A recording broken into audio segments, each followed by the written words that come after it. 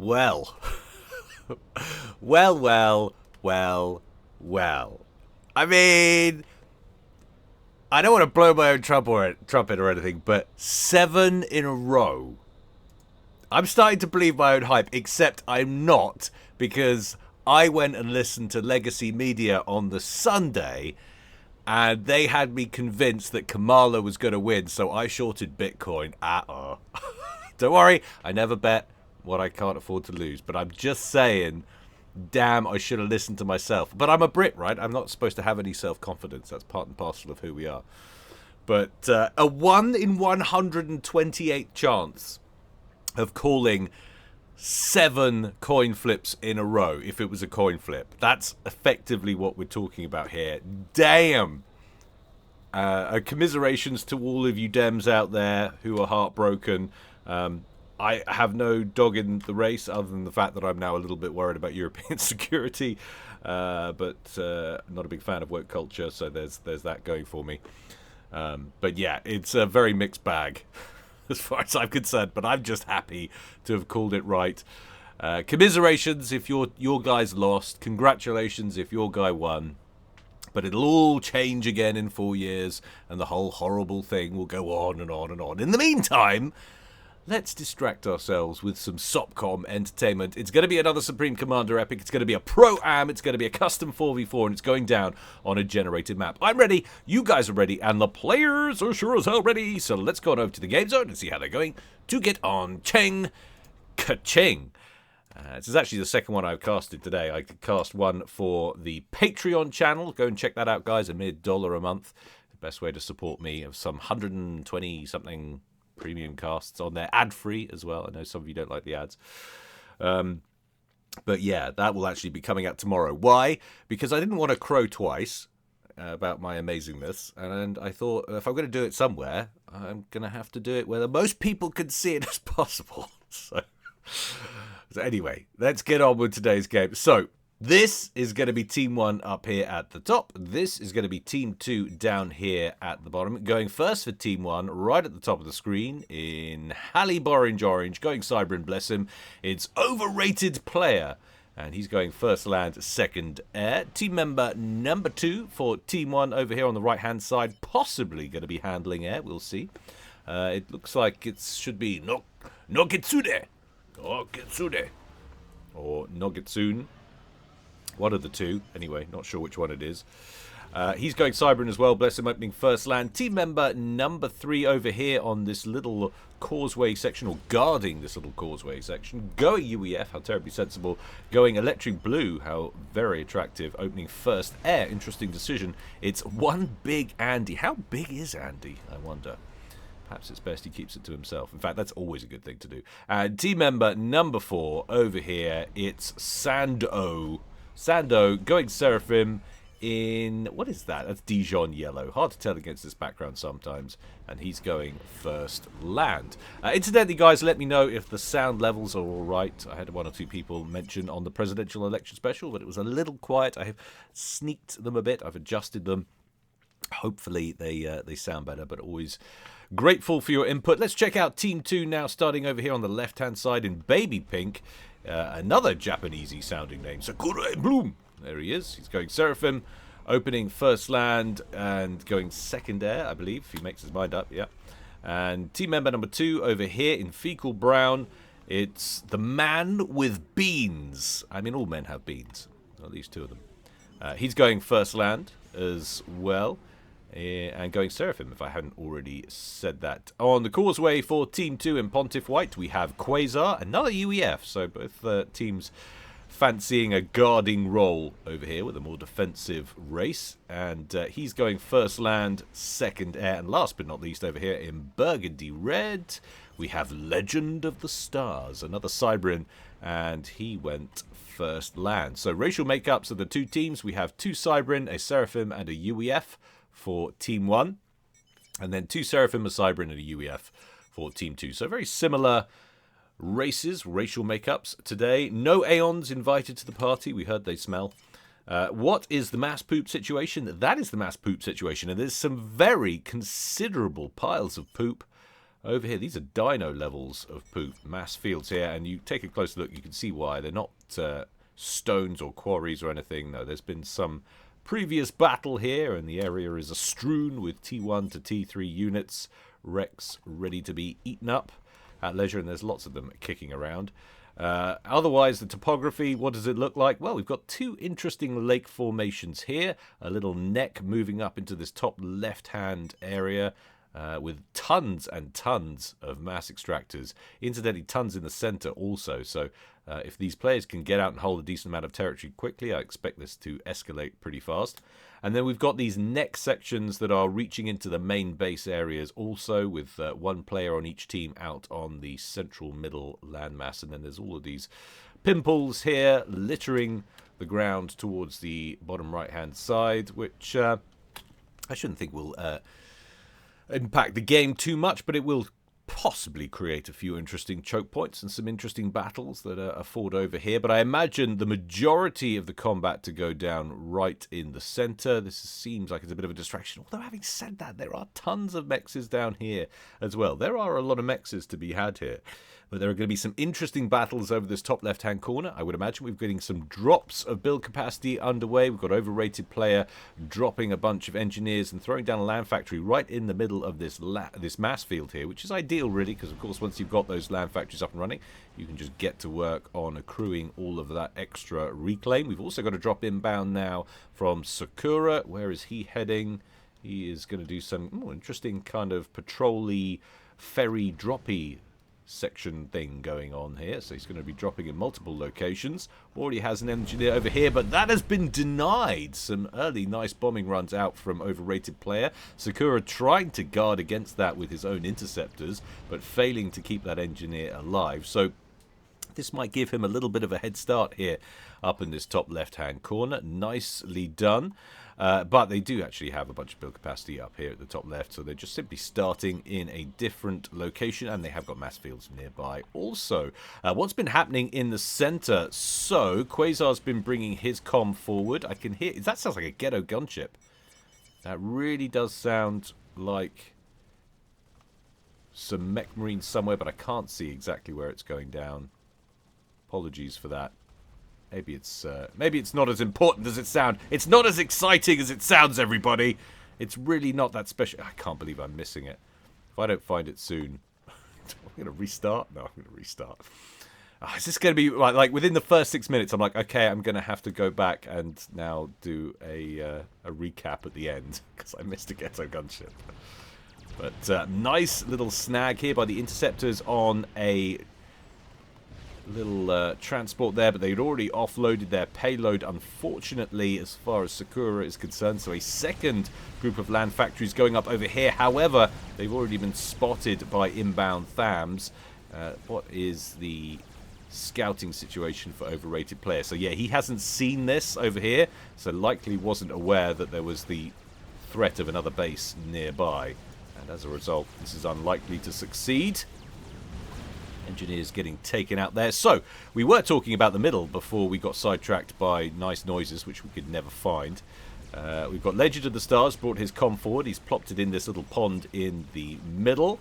Quasar, who's guarding Team 2's causeway entrance, has brought his comm forward to engage units of One Big Andy, who's also got his comm on the front line and has set up base over here. I actually like the positioning of that because he's there to aid Overrated Player in the top left-hand corner if he needs it, potentially, or he can funnel troops further to the south. So he's got some choices there. His team does, at any rate, more generally speaking. So how are we looking at the number of land factories so far between these two players? I didn't get a chance to go through the ratings, but just very quickly I should mention Overrated Player and Sakura, the two chappies fighting over this top left-hand corner. They are the top pros here today at 1,800 for Overrated Player and 1,700 for Sakura. We have another 1,700 in Nogitsune up at the top right. But otherwise, everyone else for Team 1 is a low Joe, 1,200 and 1,100 for One Big Andy and Sando. Well, medium Joes, I should say. And then we've got 1,500 for the man with beans down there at the bottom left. and a 1200 for Ledge of the Skies, and a 1400 for Quasar. Game quality at 93%, and the averages of the two teams are around about 1450, so it's broadly what we consider to be a balanced game. And now we can go back to the action after that little bit of waffle. What's happening down here? We've got some units marching in from One Big Andy, engaging some of Quasar's Thams. This is, of course, UEF on UEF action, so broadly an even affair in terms of HP and all of that. Nogitsun's also brought his comm forward and is busy hoovering up some of the mass in the center. I want to take a quick look at overall reclaim totals, and it's pretty close. Team 1 faring ever so slightly better so far, 25k to 24k, barely worth mentioning really. Total mass accrued, Team 2 are up overall, however. And in terms of generated mass, Team 2 are down, and down comfortably at this point. That is really, really interesting. So I expect them to be overtaken pretty darn quickly. They are 4k behind in total mass, and in generated eco, they are down almost 90 mass per tick. Team 2 are. They're up 4k on total mass accrued, if I haven't stated that correctly. I'm sure you guys understood what I was talking about, what I was waffling about, nonetheless. So Sakura and In Bloom and Overrated Player now have their comms on the front line, ready to spar over this top left-hand corner. This could be a vital battleground. This is Pennsylvania, right here. Vital battleground state up in the top left-hand corner from the sheer number of mass extractors that are available. Give you an idea just how many we have so far for Sakura up here. So he's got, in just that top left-hand corner, he's got 22 mexes in there, and that's only half of what this is. Basically 44, 45 mexes to be had in this sort of region. That's a lot of mass. So it's going to be absolutely huge to whoever wins this. Gun upgrade on the way for Sakura. 33% done so far. Does Overrated Player have any upgrades? Not yet. What's he seen? One Big Andy. Wow! Sakura's like, what? What the hell? One Big Andy crossing the channel here with his commander and just brazenly setting up shop on this little island here, right where there's 5 or 6 mexes to be grabbed. But importantly, it's a cutoff point between this expansion and the main base territories for Team 2. So if Andy can hamper Sakura down here enough and not get cut off himself by Quasar, who of course is guarding the mouth to Team 2's main base down here, if he can hold this line and cause enough of a problem here, then Sakura and Bloom's position up in the top left-hand corner could become untenable. But he's faring all right for the moment. He's got his gun upgrade, and he's busy shooing away some of the Mantis belonging to Overrated Player. Overrated Player has seen he's outmatched. He's got himself a gun, and is now going one further and getting himself a stealth upgrade. And that is completed in record time. How's he doing? Well, he's half barring his mass, so he's got a lot stored up there. You can see why that proceeded at such a speed. And now chucking down a ton of T1 PD, presumably so he has a place to retreat to if this commander gets any more aggressive. But now he's going to reveal his hand that he's got a gun upgrade, and of course he's got stealth. So when he's outside the field of vision, it's going to be very difficult for Sakura to engage him. The trick here is to stay outside that field of view, which isn't always easy. And that's what he wants. That's the perfect sweet spot there, but then he drifts out of range himself. It's a difficult balance to achieve, but it does give you an advantage over time, even if you dip back in and out of their range or their sight. Sakura and Bloom into the yellow now, 7,800 hit points. Overrated Player on 11,000. So that's going pretty well. Sakura has little choice here but to back off, unless, of course, he goes full aggression and brings in all of his T1 spam, which he could do. Overrated Player doesn't have a lot of spam, but he does have a Salem. So he's thrown together a T2 naval yard over here, and of course they have the ability to go naughty, naughty, walkie, walkie, and break out the legs. We always like it when ladies break out the legs. Since Vessels are always ladies. That needs no further explanation. Both of these guys taking a lot of damage here. Sakura taking damage from the Salem. Overrated player taking damage from Sakura and all of Sakura's spam. Overrated is the first one into the red. He has got all of this T1 PD though, and Sakura is dangerously close to strolling into it, but even without that, he's still taking fire from the Salem. Are we going to have a draw here? Certainly looks like it. Boom! Multi-kill. Overrated player and Sakura and Bloom taking each other out of the game. That's the two top-rated players gone.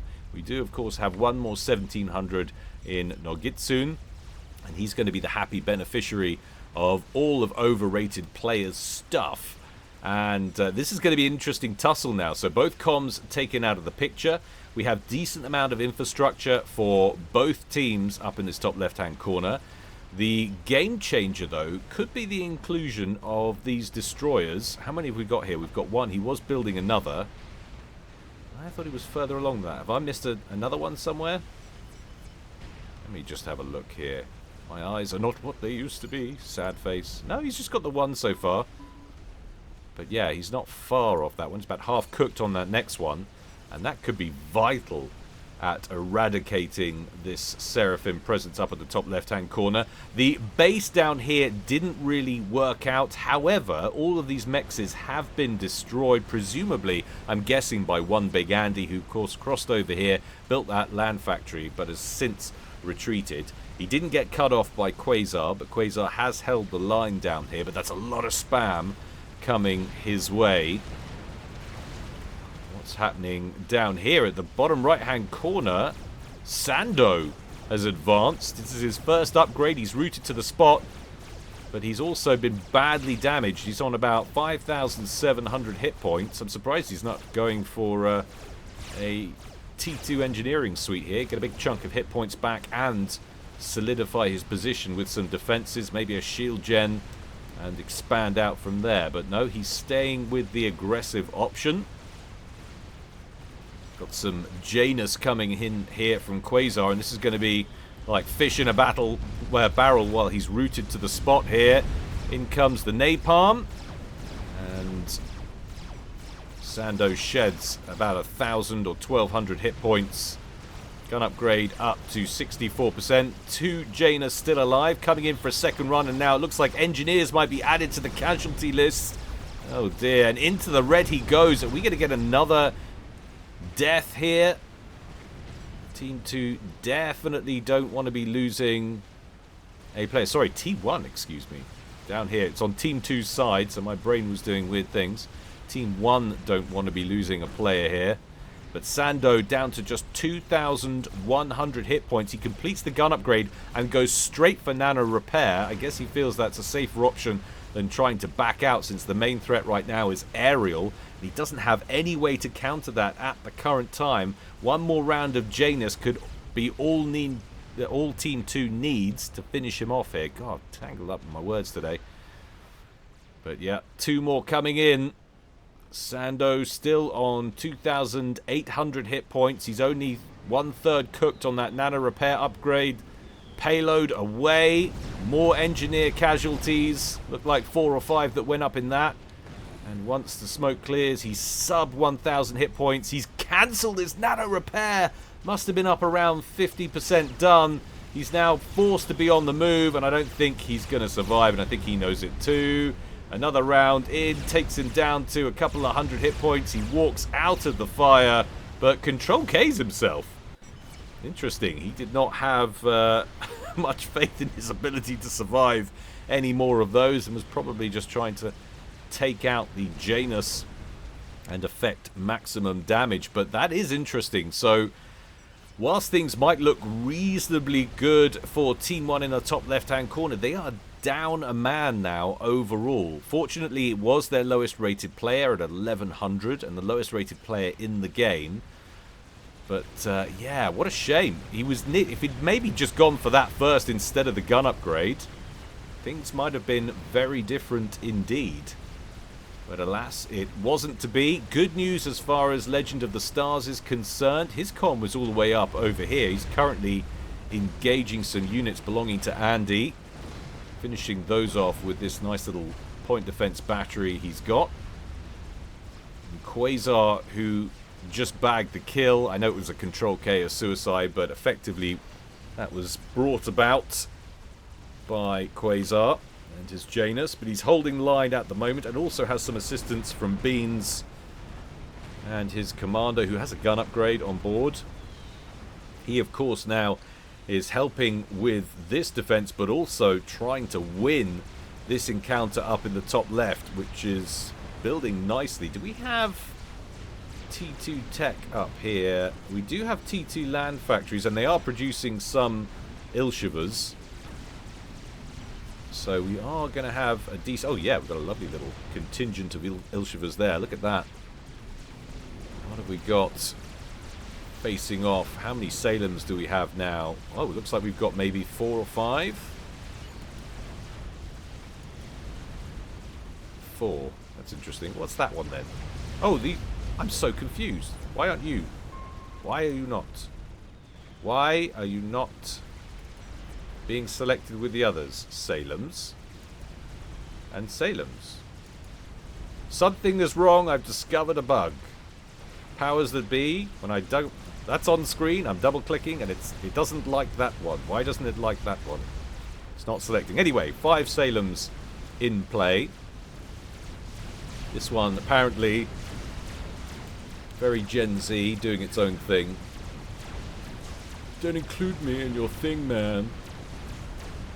Gen Z apparently is a hippie from the 60s. Yeah, this is going to be tricky to navigate right now for Beans. Nice little contingent of Ilshivers, but cannot contend with all of this ranged firepower which is coming in from this arc of destroyers right here. Yeah, it's going to take a miracle or some solid aerial intervention. The only problem is that's a decent amount of air superiority fighters that Nogitsune has. Some 38 fighters, ASFs in play for Nogitsune. And what have we got here for Beans? Well, he's got 33. Quasar's got a little group of 13 Janus there and 41 T1 interceptors. They're obsolete, though now they are. Yeah, this doesn't look to be going too well. Looking in on the mini-map, that's a nice little force from Andy coming around this right-hand side. Andy, who now might well be responsible for the majority of the ground game in the center, whilst Nogitsune prioritizes his attention to the top left-hand corner. As we said at the beginning, vital, if possible, to win this top left-hand corner. There is so much mass to be had. And once you conquer it, if Nogitsune manages to, it looks like it's going his way. Just need a skeleton defense force holding this position here, and then he can turn his attention to the central landmass if he so wishes. But now splitting his forces, one destroyer going north with a bunch of T1 spam, and a little brick wall further to the south, currently running cover for the rest of the units, or absorbing the inbound fire from this set of T2 point defense batteries. Yeah, I think this position is well and truly cooked for Team 2. I don't see how they hold it. Doesn't seem to be anything in the way of massive gunship squadrons heading north. Meanwhile, nice little Titan push on the ground from Quasar, pushing deep towards Andy. No, Andy's big, but is he deep?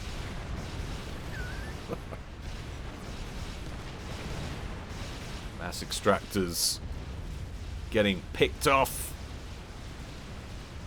Oh, there are gunship squadrons, but gunship squadrons for Team 1 rather than Team 2. Lovely little trio of Cougars there. They can make life a little difficult. The damage they kick out. It's very concentrated damage, but it's damage nonetheless. Rate of fire isn't the best. You want to mix those up with a nice little group of T2 flak, really, for the AoE bonus. But look at The top left-hand corner well and truly obliterated. I would keep some of these forces just in here to make sure these factories are finished off, because they're still producing units at the end of the day. Look, some of them are even producing siege tanks. Oh my god, get rid. There we go. What do you know? The 1700 beats the 1500, says Beans. Yeah. I gotta say, those Salems were a little bit of a game changer for him. Having access to those helped. The naval yard has either been Control K'd or destroyed. I'm gonna go with destroyed, because if it was Control K'd, I would have thought it would have been hoovered up by nearby engineers by now, but since it hasn't been, I'm gonna guess that was a nice strike by somebody on Team 2. Possibly Quasar with some Janus. Nice little bombing run in the south. Quasar really getting some work done with those fighter bombers. Needs to work on these targets though. Go after the flak first.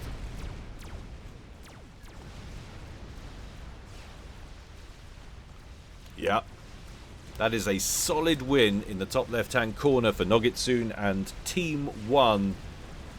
And what did we say? Something like 45 mass extractors, potentially, in that top left-hand corner. That's a huge amount of mass. What are you doing, sir? Things are looking good. You don't need a laser.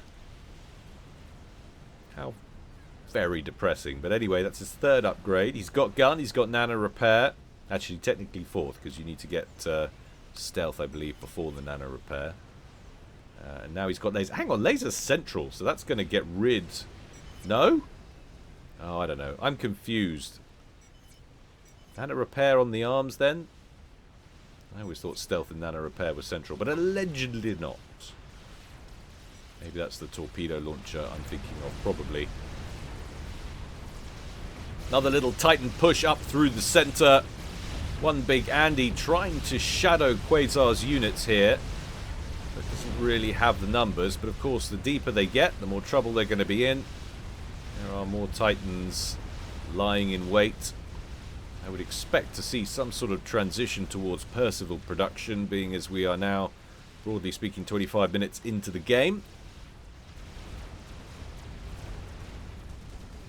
Beans kicking it underwater just over here. Doing a great deal. Where are we in the air game? That seems like a large quantity of air superiority fighters. 46, not that many.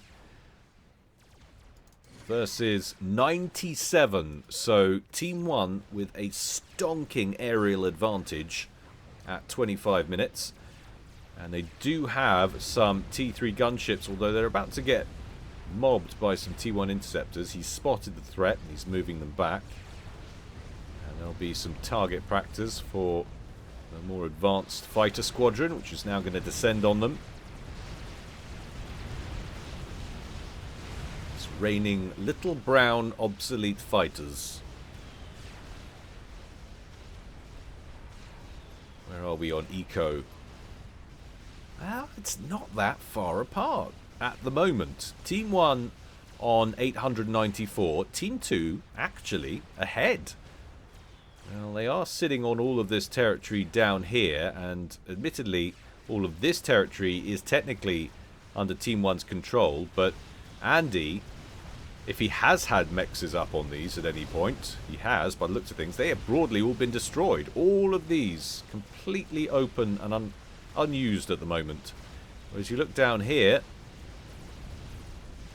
and Legend of the Stars is making good use of them. Legend of the Stars is on 225, Andy on 136. Nogitsune, who of course is sitting on multiple bases here, he's pulling in 766. But broadly speaking, Team 2 are ahead on team income. However, top left has fallen.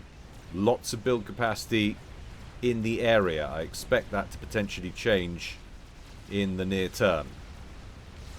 Whalers brought in against this T2 Naval HQ, and that's going to get mobbed by defending fighter aircraft. Gunships thrown away for no real gain there. That was not an efficient use of those gunships. And now Nogitsune, who had a phenomenal kill-loss ratio. I glanced at it a moment when I was talking about something else a moment ago. He was at 2.5 or something. He's down to 1.5, and that's going to fall even further with him filing all of this redundant T1 spam now in towards this heavily fortified position in single file formation.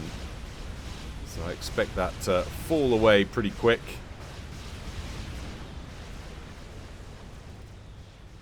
What have we got over here in the east? So there's not a huge amount going on over here. We have got some action in the center. Nice little group of bricks for Legend of the Stars being brought out. Tackling a couple of Percivals over here. Also taking some Triad fire from a shielded position to the north. I imagine the purpose of this push is to take this out. There is a stealth gen there, but it's already been observed. Oh dear, Legend of the Stars needs to get his power balance sorted. Well and truly power locked. Down goes the shield gen, down go the Triads, and those two bricks should survive.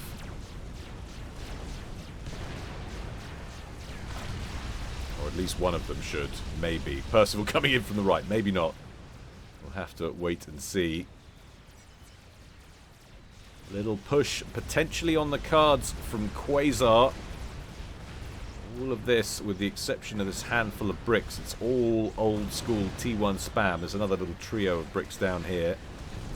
Oh, and another group. So there's kind of sporadic pockets of T3 actually. Which when you amalgamate them together, it's actually an impressive 18 bricks. So these Percivals are not going to get a free ride here. In fact, they are outmatched.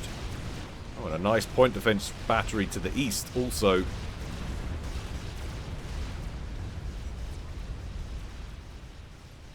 1.1k apiece now between these two teams, and it's only going to get worse, I think, for Team 2 from here.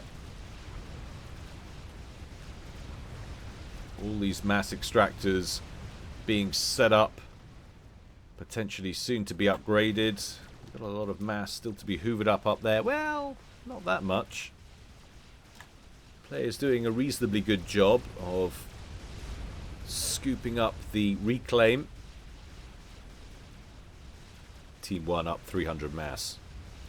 I'm wondering if Team 2 are power locked. So Beans is power locked, Quasar's power locked, Legend of the Stars is power locked. They are having major power issues. They can't even feed off any one of each other. They are all currently underwater. It's going to be like the UK in a few years, with all of our attempts to power an entire nation with wind turbines. That's going to be us.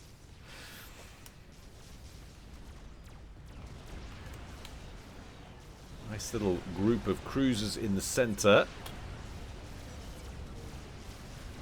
lobbing their missiles out towards these mobile vessels, but it's not going to help him wrest control of the top left-hand corner. He has got a group of siege tanks moving out up here, but it's not a really solid attempt, I don't think.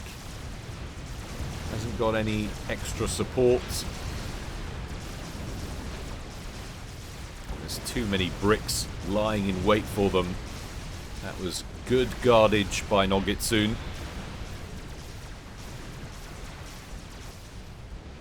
And attack shut down. This is what we were talking about earlier. You've only really got to cover that much. And he can't cover that much. He's got a decent force in here too. But he can capitalize on all of this. Ooh. One land factory. Was that left? Has that been there the whole time? Maybe it's going to get capped. No, it's going to get hoovered up instead. Why not? But our first nuke away. Is this nuclear defense or is it nuclear attack? Sails over the head of Nogitsune's army. Oh, looks like it's on track for Andy's comm. Have they scouted his comm? Oh man.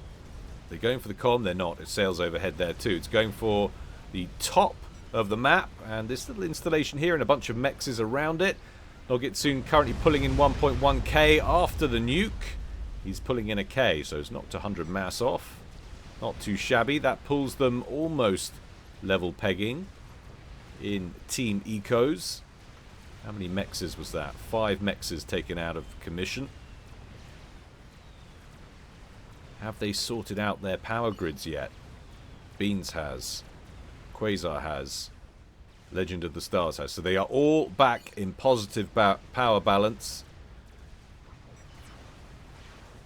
That can only be a good thing for their chances and the longevity of this game. We are 32 minutes in now. Operational sphere of influence for Team 2, less than 50%, however. It's very much this kind of deal for Team 2. Everything else under Team 1's control.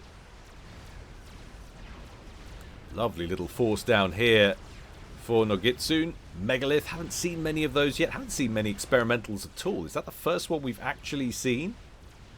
I think it might just be. First one we see usually is a Monkey Lord.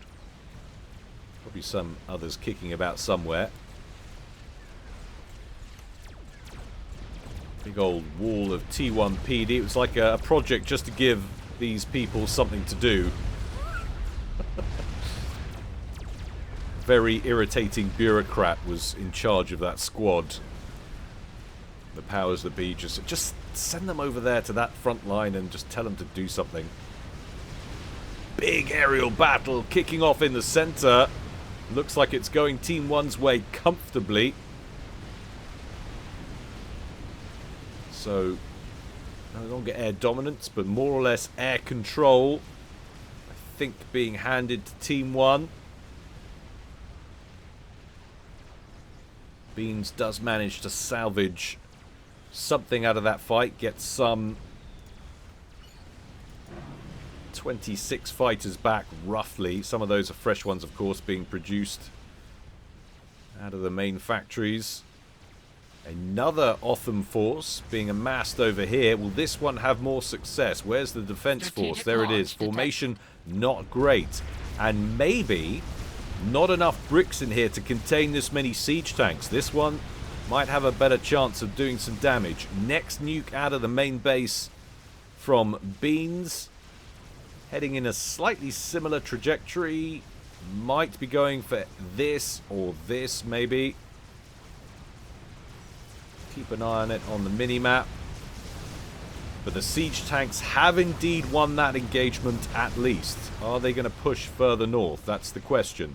Nuke has sailed over the top of Andy's base and indeed is going for this group of mexes on the island. Bags himself another 5. Nicely done.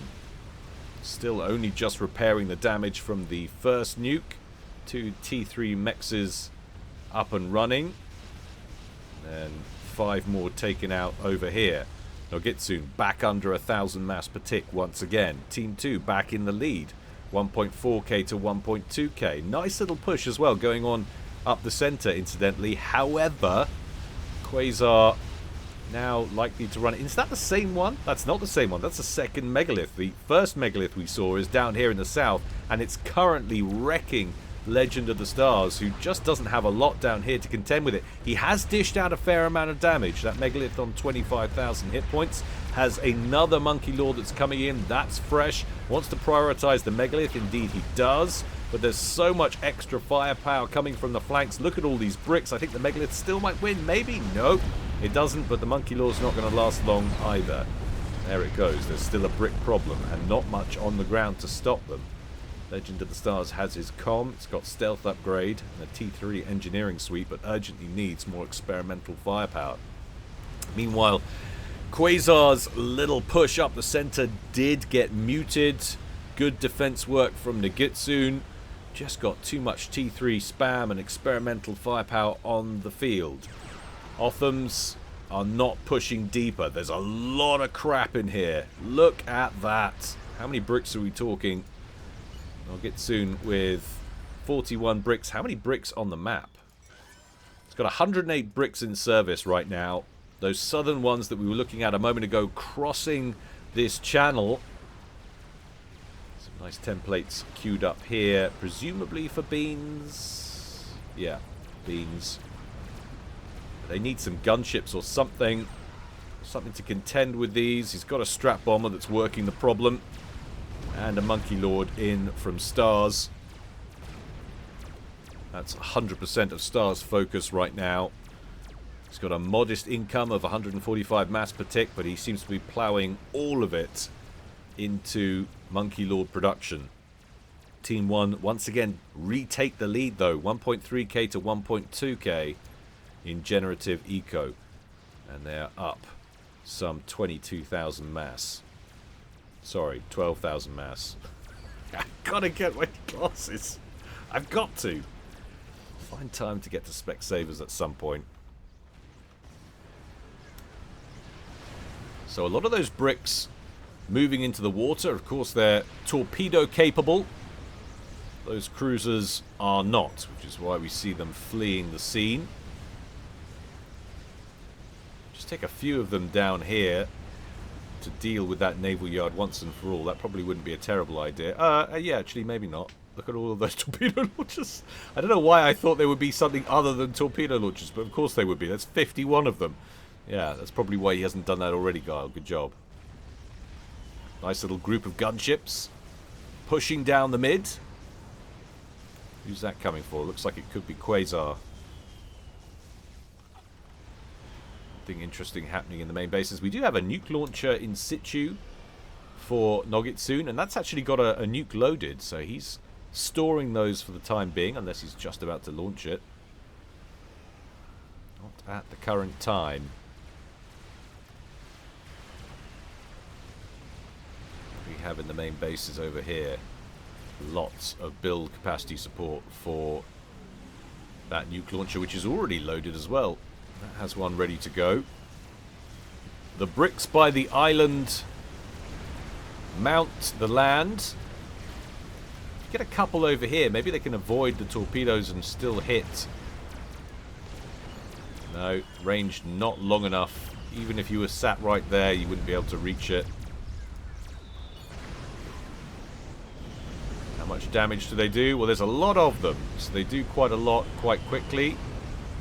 Those bricks are probably doomed, and all of these engineers mean that this naval yard could probably tank any of that inbound torpedo fire, which is pretty modest on a brick.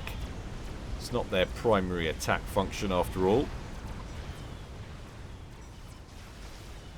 Another megalith moving down the center this time. Decent amounts of support. Lovely little Percival and Titan squads, platoons guarding the entrance to Team 2's base.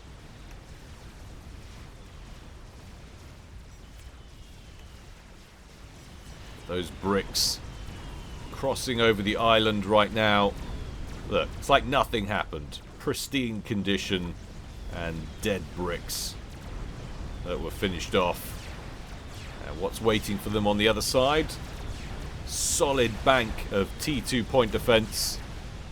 Those bricks aren't going anywhere. Getting absolutely lasered to pieces. Nope. No, you don't. Noggetsun will have to think again. That's a nice little mass deposit that's shown up down there. 10,000, 11,000, 12,000. Decent amounts of mass to be had. We're starting to amass a decent number of experimentals down here for Team 2. We've got a couple of Monkey Lords now belonging to Stars. We've got an Ithota belonging to Beans. Nuke out from Beans also, who's been quite conservative with his target selection with the nukes. He's been going for definite hits, picking out groups of 5 mass extractors at a time. Might be going for this little base this time, which is just purely a defensive position, really. Got some rover drones in there. Oh, going a bit further north towards the production facilities instead. taking out 3 mexes, maybe.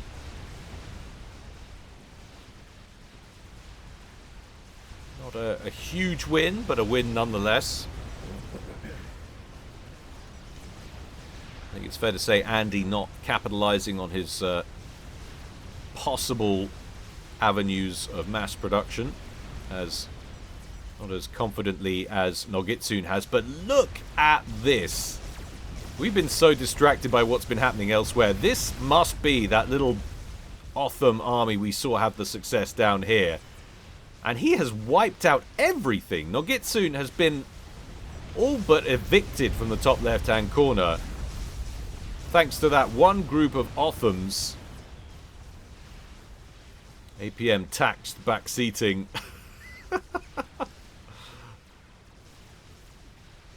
Well, it is tough when you're hitting in multiple places, and now suddenly it feels like the pendulum is swinging in the opposite direction. And now there's Othams crossing the channel, albeit only a handful. We've got 3 there and another 2 that have already made it. There are support commanders which are moving to intercept, and the support commanders will be key. We've got a ton already in here, and they are RAS preset, which is why his mass totals are only going up. Despite the fact that he's ceded all of this territory up here, he is still gaining eco. There goes the nuke in the other direction, which he's been sat on for a while. Does he have another? Oh, we got a Scathis. We've got a Scathis, everybody, and that's 2/3 done as well. And the next nuke is also 2/3 done. Is he going after this army? Get rid of a lot of units there if it drops off. He is. Oh, but it's covered. It's covered by strategic missile defense, which has still got a spare one in the clip there. Lovely play by Quasar. Great place to station your troops. Fantastic coverage. But wow, what a capitulation this has been. He hasn't looked like he's been weak up there for most of the game, but it only took 2 or 3 pushes with a group of bricks to ultimately break all this. I'm guessing because Nogitsune had to be everywhere else, and now he's literally fighting by himself. One Big Andy has ceded everything over to his 1700 rated teammate in the hopes that that will change their fortunes. Now the air game is going south. The ground game is going south. Team 2 in the ascendancy here, even if they are way off the pace on eco. Those support commanders, I think, are paying dividends, I think it's fair to say. Nogitsune, with the inheritance from Andy and all of his infrastructure, is now pulling in 1.5 to 1.6k. Team 2 generating 1.2.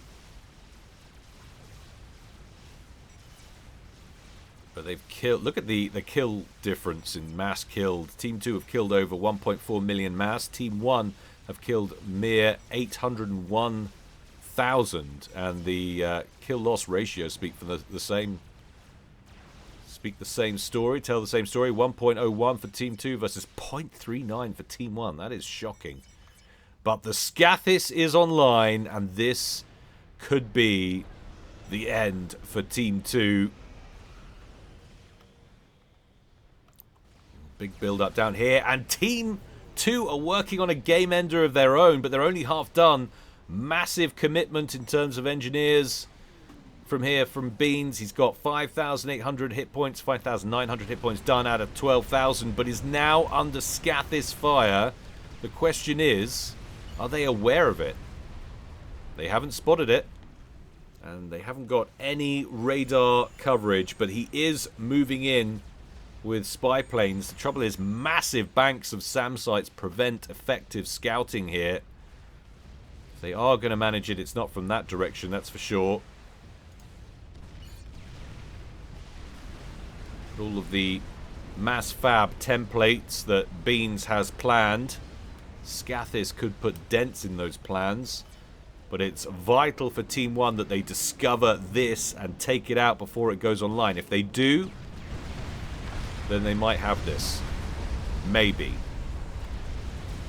Big old push underway on the ground from Quasar, but does not have the firepower required to break through this defensive line. 2 megaliths and a ton of bricks and lightning tanks That is going to be an absolute annihilation.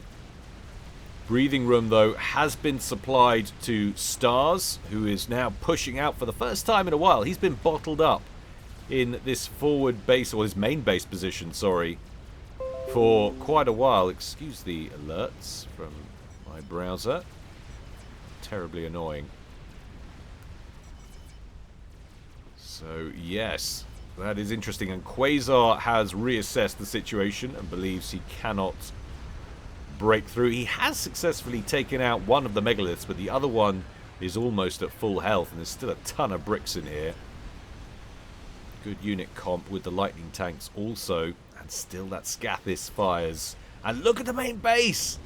The main base for Beans has been brutalized, and in fact the shield is struggling.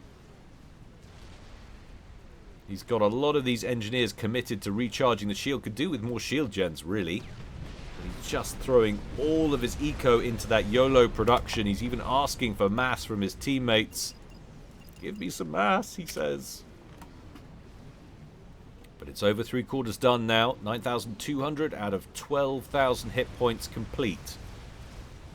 And have Team 1 scouted it yet? No, they have not.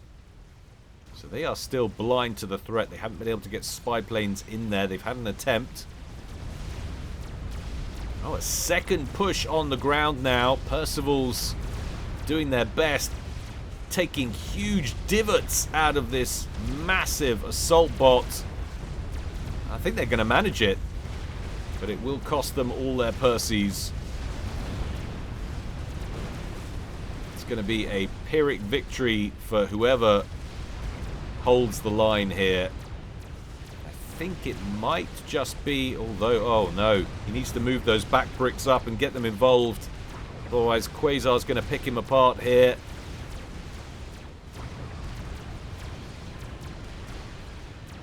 I think that's a win for Quasar. That is a win for Quasar. Are there more units coming in? Oh my god, there's another group though pushing up. Look at all these Othams coming in from Beans. This might not be it, you know. That Scathis might not be enough. He's got so much eco. He needs to find a way to churn out more units and quicker.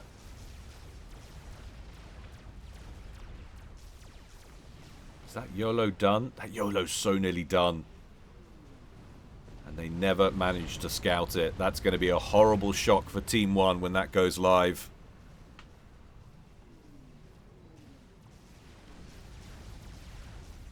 More artillery raining down.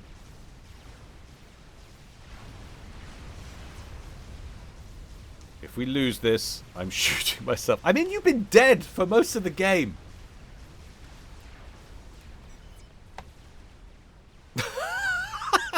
Now that's too tempting. Please, he says. I mean, he's doing his best. And he's doing quite well. Working on a second Scathis now. Has got a megalith. He's building mass megaliths.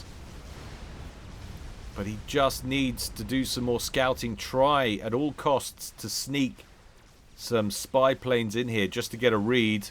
He should be able to deal with these Othams. Maybe. Has got more. Another megalith to the south. Needs more bricks. He is building T3 land factories en masse.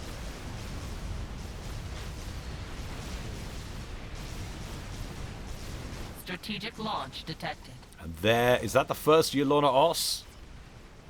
It is. Overrated player saying he carried the game. Really?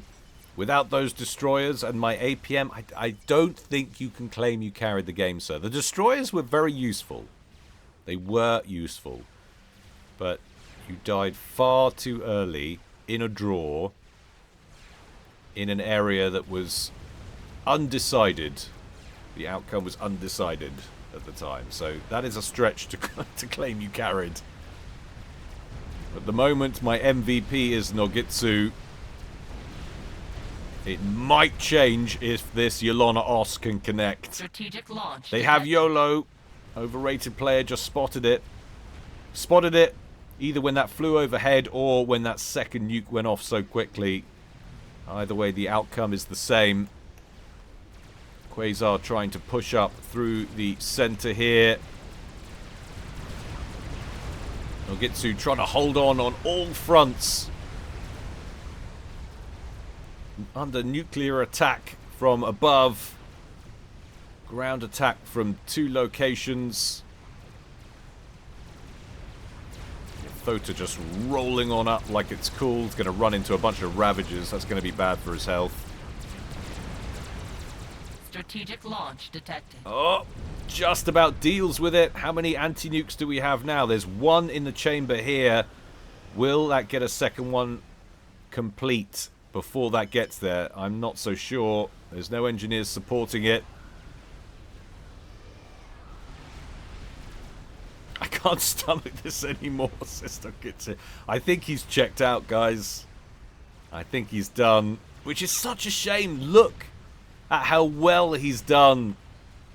If he'd managed to scout this and somehow taken it out with a sniper, or just committed, actually, if he'd committed the Scathis to that location, having discovered it, then he would have taken it out, I think. Detected. But there goes the 1. It needs 2 anti-nukes, and that's going to connect. The Scathis is gone. Along with a ton of support commanders, 1.2k income turns into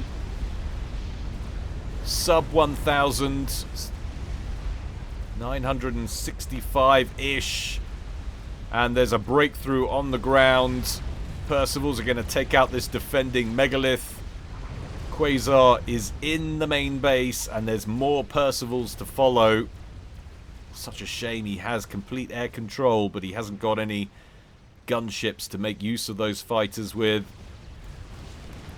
Strategic launch detected. Another Yolana Os to the same area. Now, of course, he can just get nuked into oblivion. This game is cooked, and there is the control K of all of his stuff. He knew the outcome. Wow.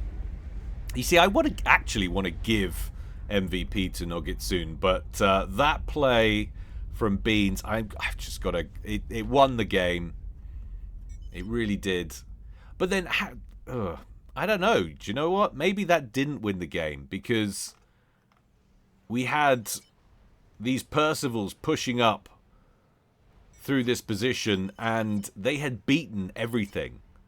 So even if that hadn't have taken out the base, that Yolana Os, then all of these Percies probably would have done the majority of the damage, maybe anyway. So I think he might have been beaten Nogitsune anyway. But I don't know. I don't know. Answers in the comments section, guys. I can't decide who gets MVP for that one. And while you're down there, love, if you made it this far, smash the old like button, would you? It does wonders for my ego, my hairline, and the algorithm. But that's a side note.